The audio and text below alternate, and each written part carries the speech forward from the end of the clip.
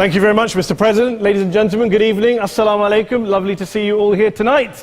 We are having a very entertaining night, are we not, with some very interesting things being said from the other side of the house tonight. Let me begin by saying, as a Muslim, as a representative of Islam, I would consider myself an ambassador for Islam, a believer in Islam, a follower of Islam and its Prophet. So, in that capacity, let me begin by apologizing to Anne-Marie for the Bali bombings. I apologize for the role of my religion and me and my people, for the killing of Theo van Gogh, for 7/7. Yes, that was all of us. That was Islam, that was Muslims, that was the Quran. I mean, astonishing claims to make in the very first speech tonight, on a day like today, where the Conservative Prime Minister of the United Kingdom is having to come out and point out that these kind of views are anathema. And I believe you're trying to stand for the Labour Party to become an MP in Brighton. If you do, and you make these comments, I'm guessing you'll have the whip withdrawn from you, but then again, UKIP's on the rise, they'll take you, the BNP, they might have something to say about your views. This is what Mehdi Hassan always does. By the way, just on a factual point, since we heard a lot about the second speaker, about how backward we Muslims all are, on a factual point, you said that Islam was born in Saudi Arabia. Islam was born in 610 AD. Saudi Arabia was born in 1932 AD. So you were only 1,322 years off. Not bad? Not bad start there. Talking of maths, by the way, a man named Al-Khawarizmi was one of the greatest mathematicians of all time, a Muslim, worked in the golden age of Islam. He's the guy who came up with not just algebra, but algorithms. Without algorithms, you wouldn't have laptops. Without laptops, Daniel Johnson tonight wouldn't have been able to print out his speech in which he came to berate us Muslims for holding back the advance and intellectual achievements of the West, which all happened without any contribution from anyone else other than the Judeo-Christian people of Europe. In fact, Daniel David Levering, the author of the Pulitzer Prize-winning historian and author of The Golden Crucible, points out that there would be no Renaissance, there would be no Reformation in Europe without the role played by Ibn Sina and Ibn Rushd and some of the great Muslim theologians, philosophers, scientists in bringing Greek texts to Europe. As for this being our university, I will leave that to the imagination as to who is our and who is there. I studied here too. An astonishing set of speeches so far making this case tonight. A mixture of just cherry-picked quotes, facts and figures, self-serving, selective, a farrago of distortions, misrepresentations, misinterpretations, misquotations. Daniel talked about my article in the New Statesman, which got me a lot of flack, where I talked about the anti-Semitism that is prevalent in some parts of the Muslim community, which indeed it is. Of course, I didn't say in that piece that it was caused by the religion of Islam. In fact, modern anti-Semitism in the Middle East was imported from, finish the sentence, Judeo-Christian Europe, where I believe some certainly bad things happened to the Jewish people. In fact, Tom Friedman, Jewish-American columnist in the New York Times, told me in this very chamber last week that he believed, had Muslims been running Europe in the 1940s, 6 million extra Jews would still be alive today. So I'm not going to take lessons in anti-Semitism from someone who's here to defend the Judeo-Christian values of a continent that murdered 6 million Jews. Moving swiftly on. Yes. Absolutely. Well, I'm about to make that point. No, I'm about to make that point. You're right. I agree with you 110%. That is my point. I don't think Europe is evil or bad. I'm a very proud European. I don't want to judge Europe on that basis, but if we're going to play this gutter game where we pull out the Bali bombing and we pull out examples of anti-Semitism in the Islamic community, then of course I'm going to come back and say, well, hold on. I mean, look, let's be very clear. Daniel here was a last-minute replacement for Douglas Murray, who had to pull out. And Douglas and I have a well-documented differences, but to be fair to Douglas, as to be fair to Anne-Marie and to Peter, atheists see all religions as evil, violent, threatening. What the problem I have with Daniel's speech is that Daniel comes here to run this robust defense of Christianity, forgetting that his fellow Christians, people who said they were acting in the name of Jesus, gave us the Crusades, the Spanish Inquisition, the anti-Jewish pogroms, European colonialism in Africa and Asia, the Lord's Resistance Army in Uganda, not to mention countless arson and bomb attacks on abortion clinics in the United States of America to this very day. I would like a little bit of humility from Daniel first before he begins lecturing other communities and other faiths on violence, terror and intolerance. But, no thank you. Some water. But I would say this, to address the gentleman's very valid point here, I'm not going to play that game. I don't actually believe that Christianity is a religion of violence and hate because of what the LRA does in Uganda or what Crusaders did to Jews and Muslims in Jerusalem when they took back the city in the 12th or 13th or whatever century it was.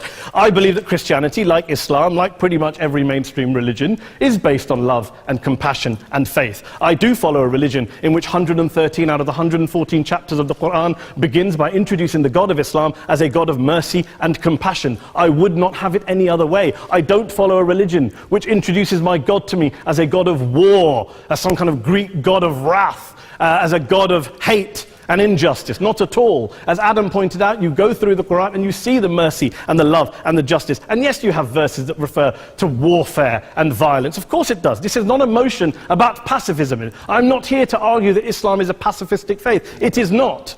Islam allows military action, violence in certain limited contexts. And yes, a minority of Muslims do take it out of that context. But is it religious? We talked about Woolwich. Daniel and Anne-Marie have suggested that it's definitely religion that's behind all of this. Well, actually, what I find so amusing tonight is we're having a debate about Islam. And the opposition tonight have come forward. We have a graduate in law, a graduate in modern history, a graduate in chemistry. And, you know, I admire all of their intellects and their abilities, but we don't have anyone who's actually an expert on Islam, a scholar of Islam, a historian of Islam, a speaker of Arabic, even a terrorism expert or a security expert or a pollster, let alone to talk about what Muslims believe or think. Instead, we have people coming here, putting forward these views, putting forward these sweeping opinions. Listen to Professor Robert Pape of the University of Chicago, one of America's leading terrorism experts, who, unlike our esteemed opposition tonight, studied every single case of suicide terrorism between 1980 and 2005, 315 cases in total. And he concluded, and I quote, "There is little connection between suicide terrorism and Islamic fundamentalism or any of the world's religions. Rather, what nearly all suicide terrorist attacks have in common is a specific secular and strategic goal to compel modern democracies to withdraw military forces from territory that the terrorists consider to be their homeland."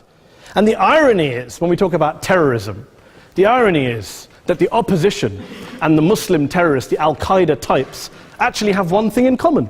Because they both believe that Islam is a warlike, violent religion. They both agree on that.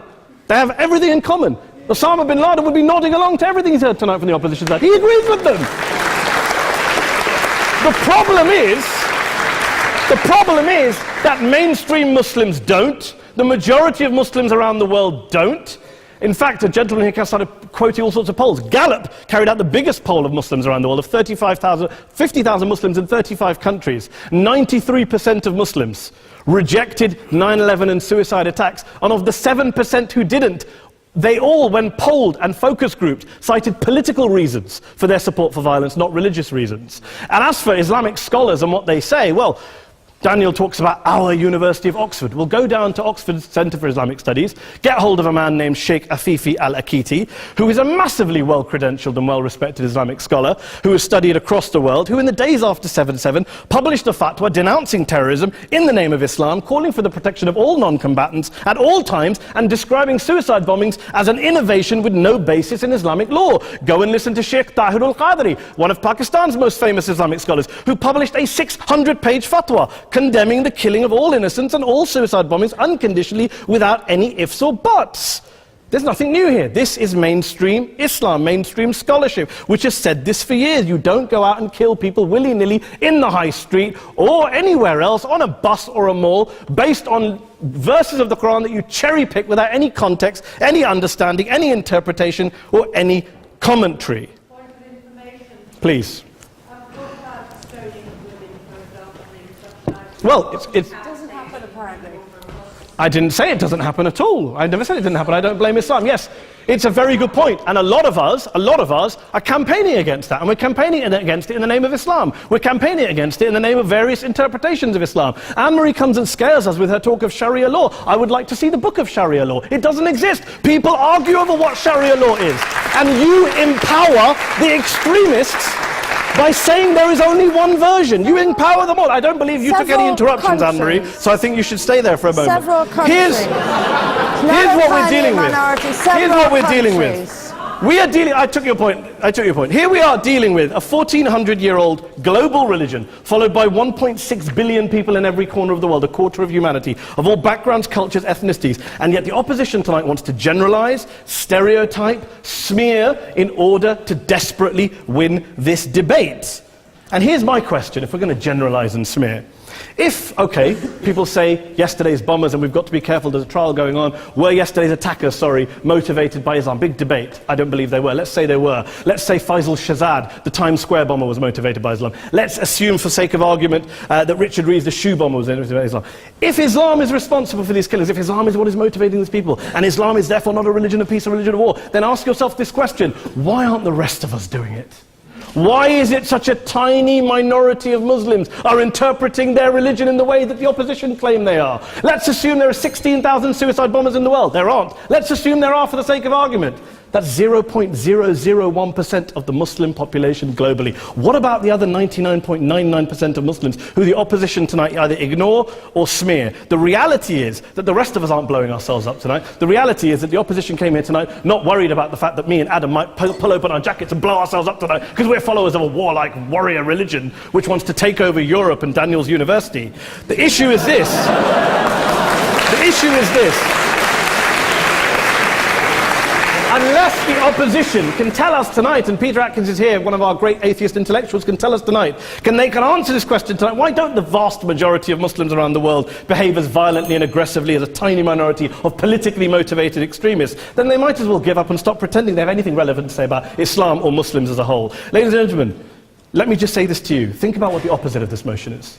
If you vote no tonight, think about what you're saying the opposite of this motion is. That Islam isn't a religion of peace, it's a religion of war, of violence, of terror, of aggression. That the people who follow Islam, me, my wife, my retired parents, my 6-year-old child, that 1.8 million of your fellow British residents and citizens, that 1.6 billion people across the world, your fellow human beings, are all followers, promoters, believers in a religion of violence. Do you really think that? Do you really believe that to be the case? They say that in the Oxford Union, the most famous debate was in 1933 when Adolf Hitler looked out for the result of the King and Country motion, where they voted against fighting for King and Country, and Hitler was listening out for the result. Well, tonight, 80 years on, there are two groups of people around the world who I would argue are waiting for the result of tonight's vote. There are the millions of peaceful, non-violent, law-abiding Muslims both in the UK, Europe, Asia, Africa and beyond, who see Islam as the source of their identity, as a source of spiritual fulfillment, of hope, of solace. And there are the phobes, the haters, the bigots out there who want to push the clash of civilizations, who want to divide all of us into them and us and ours and their.